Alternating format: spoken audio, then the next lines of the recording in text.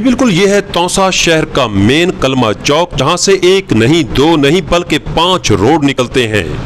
کچہری روڈ جہاں سارا دن سائلین کا ہجوم رہتا ہے، کالج روڈ جہاں درجنوں ایجوکیشن پوائنٹس ہونے کے باعث ہزاروں طلباء اور طالبات اسی چوک سے گزر کر اپنے تعلیمی اداروں تک پہنچتے ہیں، منگروٹھا روڈ جہاں شہر کے تمام بڑے بازاروں کی درجنوں مارکیٹیں موجود ہیں۔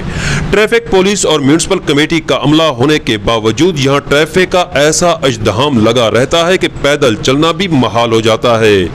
خصوصاً عیدین کے دنوں میں تو یہ مشکلات کہیں اور زیادہ ہو جاتی ہیں، جس کی پہلی اور بڑی وجہ اڈوں کا شہر کے اندر ہونا ہے، تو دوسری بڑی وجہ ریڑھی بانوں کا روڈ پر آ جانا۔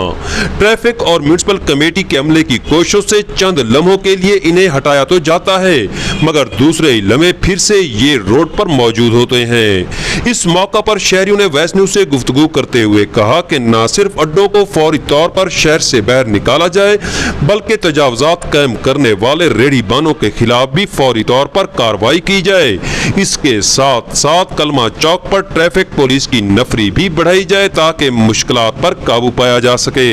غلام عباس، توسا نیوز، توسا شریف۔